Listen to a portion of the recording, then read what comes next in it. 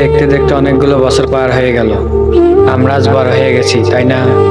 হ্যাঁ, আজ আমরা বড় হয়ে গেছি। সময়ের সাথে সাথে হারিয়ে গেছে আমাদের সেই শৈশব বেলাটা।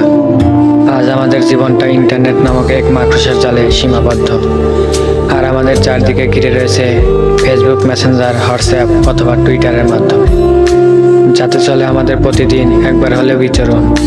কিন্তু কি একবার ভেবে দেখেছেন, ইন্টারনেট ছাড়া আমাদের সেই শৈশব বেলাটা কতই না রঙিন ছিল, কতই না মধুর ছিল আমাদের সেই শৈশব বেলা, যখন বিকেল হলে সবাই খেলার মাঠে জড়ো হতো আর একসাথে আড্ডা চলতো। আর এখন বিকেল হয় ঠিকই, কিন্তু কেউ আর আগের মতো খেলার মাঠে ভিড় করে না।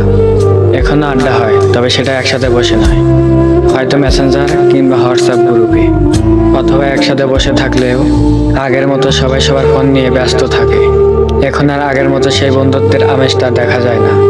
একজন আর একজনের কাঁধের উপর হাত রাখা অথবা ঘন্টার পর ঘন্টা সময় কাটিয়ে দেওয়া। এখন বন্ধুত্ব মানে একসাথে কয়েকটা পিক তোলা, সেগুলো ফেসবুকে আপলোড করা।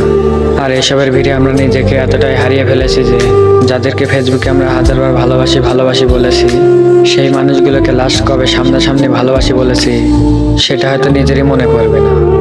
আসলে ইন্টারনেটবিহীন শৈশবটা অনেক মধুর ছিল। অনেক বেশি মিস করি সেই ছোট্টবেলাটা।